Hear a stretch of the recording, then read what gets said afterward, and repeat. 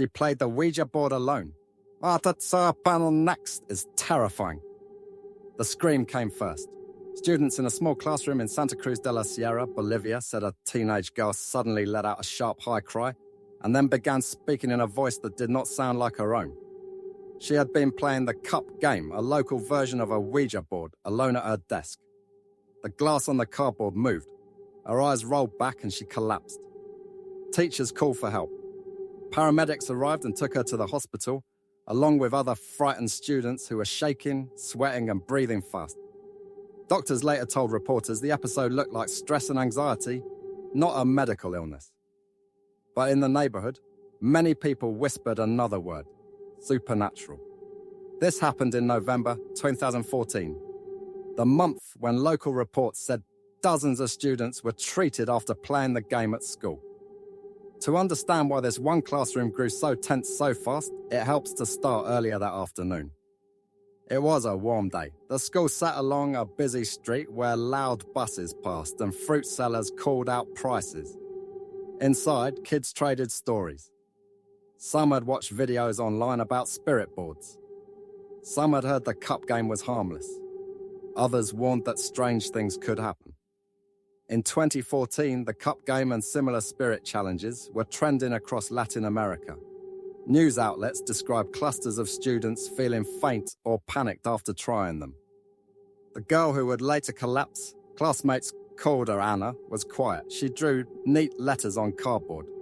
AZ, 09, yes, no, goodbye. A clear glass sat upside down in the center. At first, the room felt playful. A few classmates teased. A few stayed back by the wall. A teacher had already warned everyone not to play. But after the last bell, with most staff gone and only a few students lingering, curiosity won. Anna said, she just wanted to see if it works. Witnesses later told journalists the glass twitched, then slid to spell simple answers. Some students laughed, others went silent. When someone asked for a name, the glass reportedly refused, then began to circle faster. That was the moment the mood changed. Anna's hands shook. Then came the first scream. She fell from her chair. Her body went stiff, and her voice dropped to a low tone that classmates said did not sound like her. Several students began crying. A few hyperventilated. The classroom felt small and airless. Security called an ambulance. Paramedics checked pulses, rapid. They noted sweating, confusion, and agitation, signs that can match strong panic or mass psychogenic response. Called mass hysteria. Doctors at the hospital told reporters the students needed rest and observation, and that there was no sign of poisoning or injury. They explained that fear can be contagious, especially when a group expects something frightening to happen. But science did not calm the hysteria outside. Parents hurried to their school gate. A small crowd gathered. Some prayed, others argued. A few pointed to older stories, other schools, other nights, other cups or boards. The same year, newspapers and blogs in the region described groups of students in different countries fainting or panicking after spirit games, or the newer pencil challenge, with doctors again blaming suggestion and stress while neighbors wondered about spirits. Colombia reports Compton later that evening. As Santa Cruz cooled and traffic thinned, the classroom lights were turned off and the door locked. A custodian said the room felt colder than the hall. He heard nothing, just the normal click of the building settling. But a few students who remained outside claimed they heard a soft tap-tap like glass nudging cardboard. No one could prove that sound. It did not appear on any official report. What did appear were the hospital notes: elevated heart rates, quick breathing, calm returning after fluids, and reassurance. The next morning, school leaders told families the students were stable and asked everyone to avoid fear-sharing on social media. By the end of the week, the story had spread far beyond the city.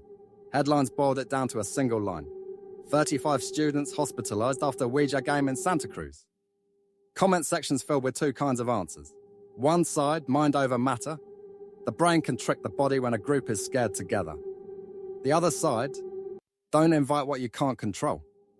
Both sides agreed on one thing. What happened in that classroom felt very real to the children who lived it. Teachers brought counselors into homeroom. They practiced slow breathing. They talked about how stories can push panic along a row of desks the way a spark runs down a fuse. In a quiet meeting, the principal reminded staff, no boards, no cup games on campus. After school, parents walked their children home. Some carried small bottles of holy water. Others carried science pamphlets. Everyone carried an opinion. The hospital soon discharged Dana. Her chart, according to reports, listed anxiety and exhaustion. A relative said she needed sleep and privacy. She did not give interviews. Her classmates tried to return to normal, but the room where it happened stayed empty for a week. Some said it felt heavy. Others said it was just a room, and that the mind remembers fear more than facts. Still, one detail kept returning in whispers. Before she collapsed, the glass moved to yes on its own. Then someone said it pointed to letters that spelled S-T-A-Y. Whether that was clear memory or a story as smoothed by many tellers, no one could agree. But it was the version students repeated to each other at lunch, eyes wide, voices low. That night, a local radio host opened the phone lines. Callers shared older cases, newer cases, and warnings from parents and grandparents. A psychologist spoke up, and explained mass suggestion in plain words. When we expect fear, our bodies can race ahead of our thoughts. Then a caller from another city mentioned similar school episodes in the region the following year, tied to a pencil and paper challenge that spread online. Again, the pattern was the same. Groups of children, sudden fear, medical checks, no physical cause found. Columbia reports .com+1. By midnight, the school grounds were quiet. A guard walked his route with a small flashlight. He passed the locked classroom and paused, listening to his own steps echo off the tiles. He heard nothing unusual, only the hum of a fast streetlight and a dog barking 2 blocks away. He started walking again.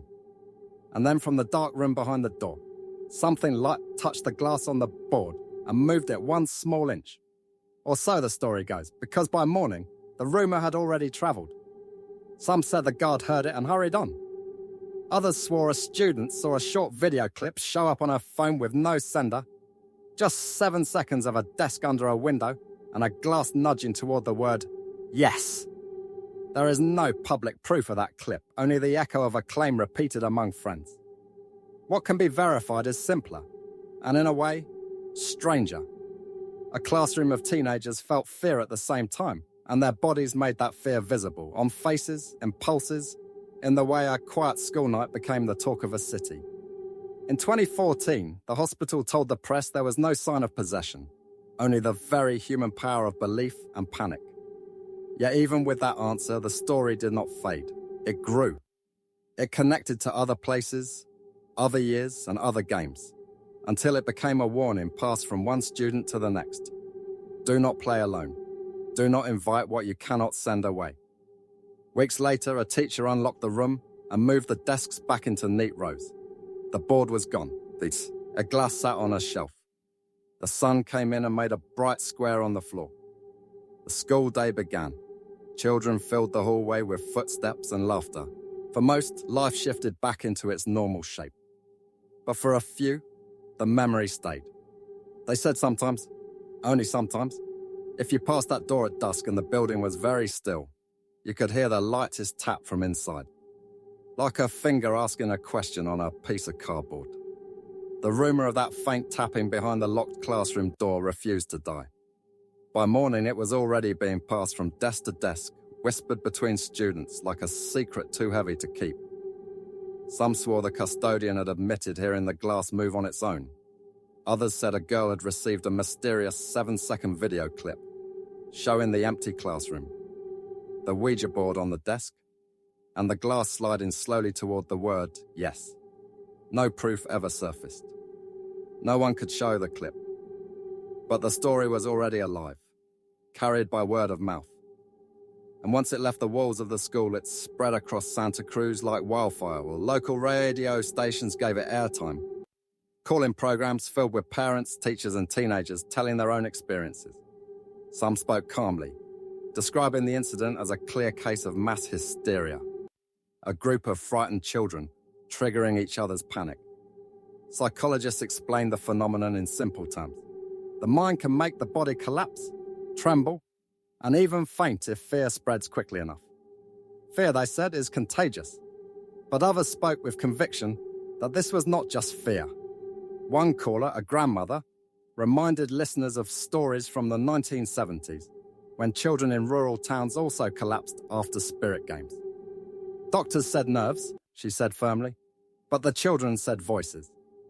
Another caller claimed his cousin had played the cup game years earlier and woke in the night to see the glass moving across the board by itself, though no one else was there. By the end of that week, the story in Santa Cruz was no longer a single incident. It had become part of a pattern. And the pattern stretched far. Reports surfaced from Mexico of teenagers fainting during a recess after playing a similar challenge. In Chile, newspapers printed accounts of children hospitalized after spirit games. In the United States, where the Ouija board had long been sold as a toy, news stories emerged from sleepovers. Fainting, strange voices, and children waking in the night screaming. Each time, doctors explained it as stress, suggestion, or an overactive imagination. Yet each time, families were left with the same unease. What frightened parents most was not just the collapsing or the panic, it was the details that repeated across borders. The glass moving on its own. The sudden scream that seemed too sharp, too long. The strange voices that did not match the children who spoke them. And in Bolivia, one detail was whispered more than any other. Before Anna collapsed, the glass had spelled S-T-A-Y. See, even the teachers who believed in science could not erase that word from memory. One admitted quietly in an interview that she never wanted to see a board in her classroom again. Not because she believed in spirits, but because she had seen how quickly terror could destroy calm. It spreads like fire, she said. Anna herself was released from the hospital within days. Her medical chart listed exhaustion and anxiety. Family members said she needed rest and privacy. She never spoke to the press. For her, the ordeal may have ended. But for her classmates, it had just begun. They avoided the classroom for weeks. Some refused to pass its door at dusk. A janitor insisted the air inside always felt colder than the rest of the school. And always, in the back of every story, came the sound. Tap, tap, tap. A sound too soft to prove, a sound too light to record. But a sound everyone claimed to have heard, or knew someone who... And so by the end of the year, the Santa Cruz incident was no longer just a news story. It had become folklore. Parents repeated it as a warning. Students dared each other with it as a challenge. And online, videos about the cup game began to multiply, spreading the legend beyond Bolivia. The final message was always the same. Do not play alone. Because if you do, you may not be the only one at the table.